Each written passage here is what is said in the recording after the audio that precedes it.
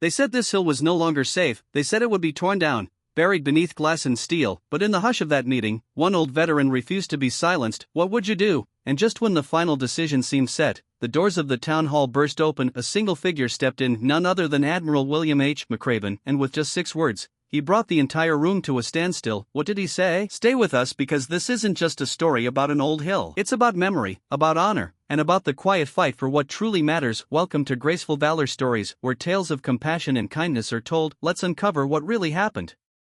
The town of Harborview, Texas, woke every morning to the soft hush of the Gulf. Salted air rolled in gentle waves, weaving through narrow streets and weathered docks. It was the kind of place where neighbors paused to wave, and every story was told in quiet murmurs over coffee. At the edge of this small town, a hill rose gently above the rooftops, and on that hill stood the Veterans Memorial. Weathered stone slabs etched with names that had once laughed and lived here, names of sons, brothers, fathers now held fast in the embrace of cold granite. For nearly 40 years, Joe Carter was the keeper of that hill. He wasn't a man who needed titles or applause. His back was bent from years of service, his hands lined with calluses. Each dawn, he'd shuffle up the slope, carrying a ragged cloth and a faded bouquet of flowers. He would pause at the edge of the memorial, letting the wind off the Gulf wash over him. Then he would begin his quiet ritual, wiping away the salt that clung to the stone, pressing fresh blooms into weathered vases, whispering names like a prayer, names he had once known as laughter and sweat, now only echoes in the marble. Can one man's faith save a legacy? Joe never rushed this task. To him, it was a promise, one he'd made on battlefields far away and carried home in the hollow of his chest. Some mornings, school children would pause, watching the old man lean close to the names, his lips moving, his voice lost to the wind. They didn't understand, not yet, but they would. Someday they would know what it meant to keep faith with the fallen. The memorial itself was simple, no towering statues or polished bronze, just the stone worn smooth by decades of sea spray and sun. An American flag flew above it, edges frayed and colors muted by the years. Joe would mend it himself when he could. He'd say a flag didn't need to be new to be proud. But in recent months, a new wind had blown into Harborview, one that didn't carry the scent of salt, but of money. A real estate developer, Granite Shores Group, had set its eyes on the hill. They spoke in town meetings with bright smiles and sharp pursuits, promises of new shops, a grand promenade, jobs for everyone. They called it progress, Joe called it forgetting. He heard them talk about the cracks in the stone, the shifting of the earth beneath. They said the memorial was no longer safe for the public. They showed pictures, close-ups of hairline fractures highlighted in red ink, projected on big screens like a school lesson. But Joe knew those cracks better than they did. He knew the difference between a scar and a wound. He'd touched each one with his own hands, traced them the way he traced the lines of his own face in the mirror each morning. Those cracks weren't weakness, they were memory. They were the slow settling of the hill, the weight of years and weather. They were nothing to be feared. He tried to tell them in his quiet way, but his words were drowned in the rush of glossy presentations and city council votes. At the diner, he heard neighbors wonder if it was time to move on, if maybe the memorial had had its day. Joe said nothing. He just kept coming every morning, kept wiping, kept tending, kept whispering, because even if no one else stood with him, he would stand. Then one morning, a letter arrived at his door, folded neat and official. It bore the seal of the town, a summons to a public meeting, the final decision on the fate of the hill. Joe read it in silence. The paper trembled in his hand, but not from fear, only from the weight of memory. He walked slowly back to his small kitchen, the kettle already cooling on the stove. He poured himself a cup of coffee, the steam rising soft and fragrant outside. The gulls cried over the water, and the sun rose, slow and patient. He reached into the drawer beside the sink and took out an old folded flag. It was small, meant to fit in the palm of his hand. He had carried it with him across oceans, across decades, a keepsake of battles long past. A promise, too. He pressed the cloth flat against the table, smoothing the creases with gentle hands. Then he folded it again, tight and sure, and tucked it into the breast pocket of his worn jacket. When he stepped out into the morning light, the breeze caught the edge of his coat. He paused at the bottom of the hill, turning to look once more at the stones he had tended for so long. In the distance, the new buildings of Harborview glimmered in the sun, glass and steel rising where wood in memory used to stand. But on that hill, the wind still carried the names of old friends, and Joe Carter still carried the quiet weight of those who had gone before him. He walked toward the town hall that morning with the slow, measured steps of a man who knows time doesn't move any faster for the hurry of others. Each footfall was a promise, one he would keep, no matter how many suits waited in that room. As he reached the steps of the town hall, he paused, feeling the rough stone beneath his fingertips.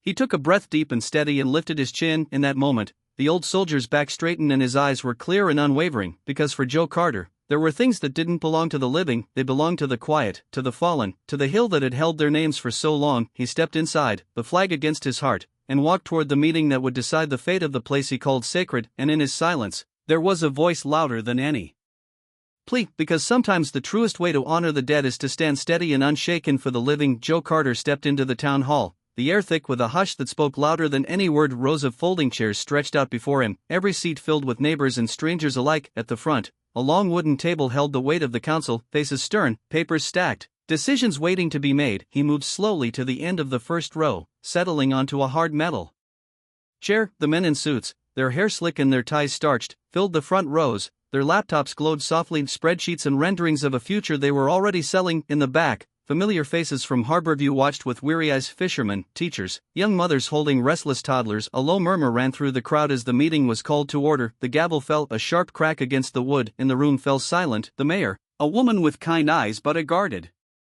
expression, welcomed everyone, her voice steady even as her hands fidgeted with a stack of papers. Joe's hands rested on his lap, fingers wrapped around the brim of his old army hat. He didn't need to speak first, he knew the order of things, knew how the world of polished shoes and careful words worked, so he waited, listening as the developer's lawyer rose and began to speak. The lawyer's voice was smooth, practiced. He spoke of opportunity and growth, of tax revenue and job creation. He gestured to a large screen behind him where images of a gleaming shopping center glowed, bright renderings of glass walls and shining storefronts. He called it a new chapter for Harborview. He called the hill underutilized land. Joe listened, he heard every word. But he didn't let it settle into his bones because he knew that progress wasn't built on the bones of the dead, not here, not on that hill. When the lawyer finished, the mayor invited Joe to speak. The old man rose slowly, his knees stiff with age, but his back straight as a rifle. He moved to the small podium at the center of the room, clearing his throat once before he spoke. I don't have degrees, he said, his voice rough like gravel, but unwavering. I don't know much about economics or projections. His eyes scanned the crowd, pausing on the faces that watched him with cautious hope, but I know what it means to stand in a place where men have fallen. He lifted the army hat in his hands,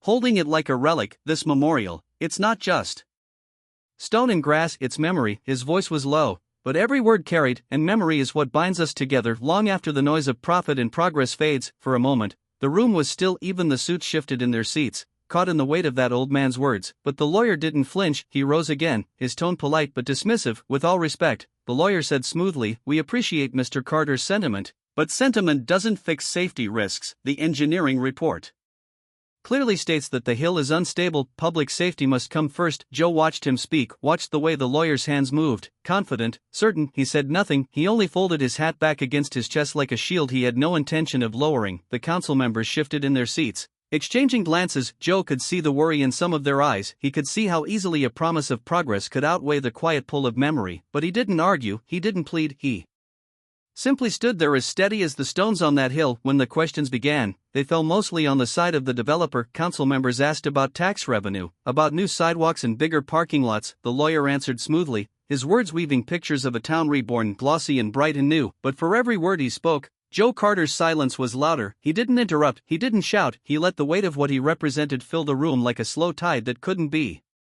turned back. At the back of the room, a boy no older than 15 sat with his grandfather, a veteran who had once fought beside men whose names were now carved in stone. The boy watched Joe with wide eyes, the kind of eyes that still believed in something bigger than money, and in that boy's gaze, Joe found a quiet echo of the promise he had made so many years ago. The meeting stretched on. Arguments about zoning permits and insurance liabilities filled the air, each word chipping away at the hill Joe had tended for decades. But still he stood, hands steady on the brim of his hat, his eyes unblinking. When the council called for a brief recess, Joe stepped outside. The wind was cold off the water, and he turned his face into it, breathing deep. He didn't need warmth, he needed only the certainty that he had done what he could. He walked back up the hill as the sun dipped low behind the town. The sky was streaked with gold and soft gray, and the flags above the memorial flapped softly in the wind.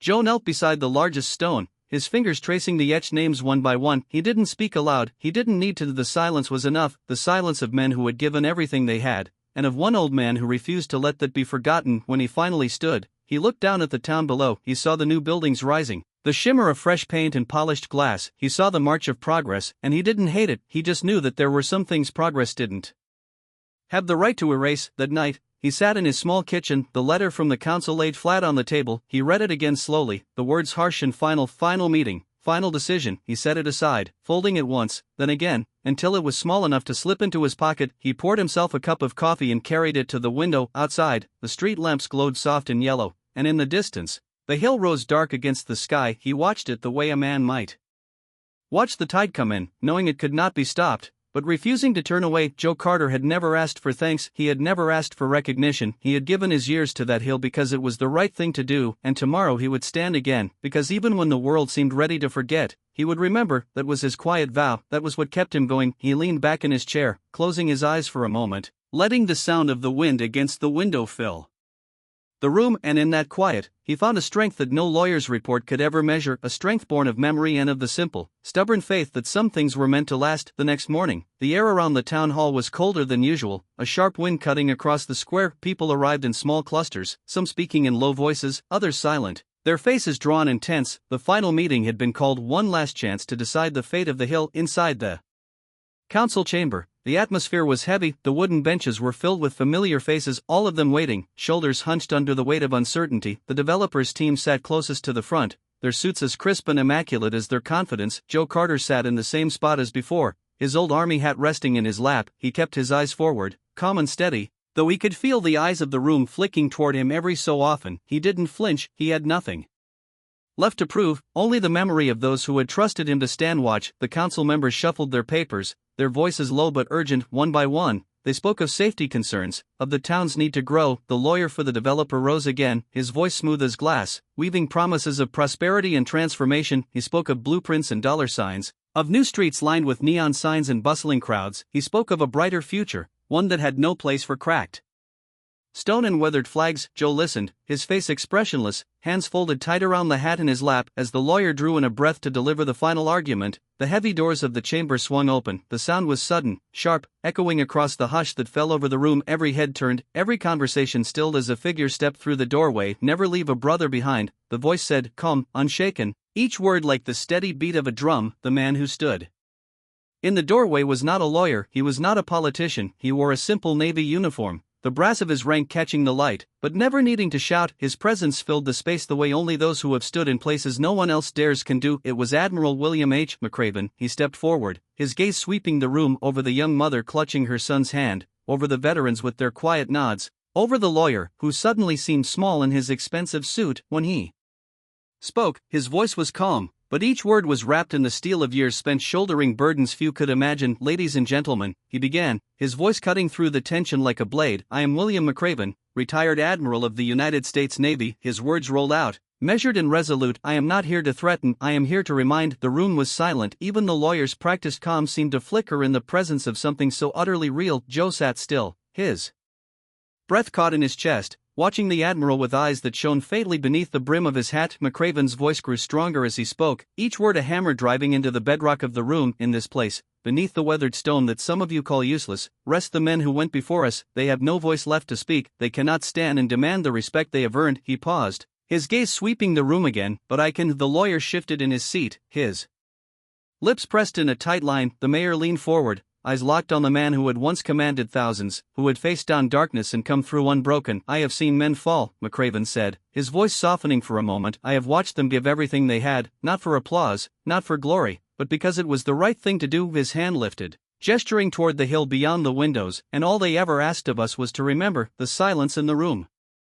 deepened, the air itself holding its breath. A young girl in the back, her hands wrapped tight around a small folded flag, pressed it closer to her chest. Tears welled in her eyes, slipping down her cheeks as McRaven's words wrapped around her like a promise. To tear this down, McRaven continued, his voice low but unyielding, is to tear down the faith that courage never dies. It is to break a vow written in blood, never leave a brother behind. The lawyer lowered his eyes, fingers fidgeting with the edge of his papers. Even the council members, some of whom had leaned so close to the promises of progress, sat back in their chairs, the weight of those words settling like a stone in their chest. McRaven took a step closer, his boots quiet on the polished floor. You can build your shining shopping centers anywhere, he said, his tone firm, but here, this ground holds things you cannot buy. Honor, memory. A hush fell over the room as he paused, his eyes steady, unblinking. And I swear to every man I've served with and to every man I've lost that I will not let you trample on that. The final words echoed in the air, a quiet thunder that settled deep into the bones of everyone present. No one spoke, no one moved. The lawyer sat back, his lips parted, but no words finding their way past the sudden knot in his throat. Joe Carter rose slowly from his seat, his hands trembled slightly, but his eyes were clear,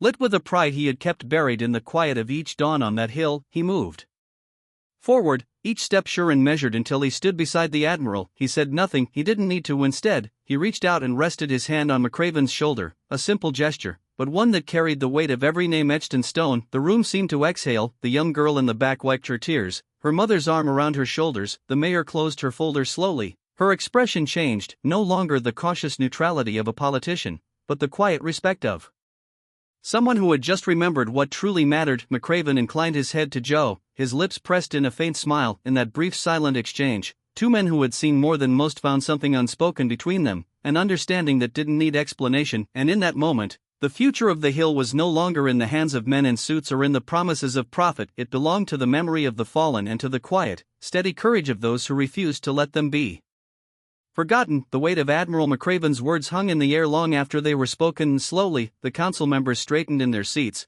their faces somber, their eyes no longer lost in spreadsheets and balance sheets. One by one, they exchanged glances, silent questions, silent answers, until the mayor spoke softly. "We will put it to a vote," she said, her voice steady but gentle. "A final decision, as it should be." The room seemed to hold its breath as she called each name, each voice answering with a single word that would decide the fate of the Hill. When it was done, the decision was clear. The Hill would remain, the memorial would stand. In that moment, relief washed through the room like a quiet tide, gentle and undeniable. Outside, the air was cold and bright, the sun breaking through clouds that had seemed so heavy that morning. People spilled from the town hall, their footsteps echoing on the steps. Some paused to speak in hushed tones, their voices full of wonder and something close to reverence. The local newspaper picked up the story first. Their front page carried a picture of Joe Carter, his hand resting on the shoulder of the admiral. The headline was simple: "A pledge kept." The story spread quickly, weaving its way through the streets of Harborview and beyond. Soon, national outlets took notice. News vans rolled into town, reporters speaking in urgent tones about the admiral's speech and the small-town fight for memory. They spoke of the Hill as sacred ground, of a community that had chosen dignity over dollars. Veterans from across the state began to arrive, their cars and trucks crowding the narrow roads that wound up to the Hill. They came in worn jackets and dress blues, some with canes, some with medals pinned to their chest. They stood at the memorial in small clusters, heads bowed, hands clasped in quiet prayer. One by one, they laid wreaths of fresh flowers, their colors bright against the weathered stone. They traced the names carved there, speaking them aloud in voices rough with emotion, each name a promise remembered, each touch a vow renewed. Through it all, Joe Carter kept to his routine. Each morning, he rose before the sun, pulling on the same faded coat, the small flag folded in his pocket. He climbed the hill with careful steps, feeling the weight of each footfall, feeling the wind that never stopped singing across the stones. He never spoke to the cameras that waited at the base of the hill. He never gave interviews or posed for pictures. When reporters called out to him, he would only nod politely and turn back to his work, because for Joe, the story had never been about him. He would wipe the stone clean, his hand moving slow and sure. He would place fresh flowers in the vases, tucking the stems tight so they wouldn't fall in the wind, and always he would pause at the largest stone, the one that held the names of the first friends he'd lost so long ago. "Sorry I'm a little late today," he would whisper, his voice barely more than a breath, "but I'm here now." It was a ritual he never missed, no matter how cold the wind. No matter how many strangers watched, the town began to see the Hill differently. Where once it was just a quiet place at the edge of things, it became something more. Parents brought their children, tracing the letters with small, curious fingers. School groups came with notebooks and cameras, their teachers telling stories of what had been saved. And in that new attention, the old Hill found its voice again. The memorial became more than stone, it became a place where people remembered what mattered, a place where silence spoke louder than any speech, a place where those who lived in quiet dignity could stand and be seen. Joe never asked for thanks, he never asked for the world to notice, but in the days and weeks that followed, as the story spread and the visitors came, something shifted in the air. The Hill was no longer a forgotten corner of a growing town, it was a promise that even in a world that rushed ahead, some things were meant to stay. Admiral McRaven's visit became a touchstone. People spoke of it in cafes and barbershops, of the way his voice had stilled the room, of the power in the simple promise he'd made: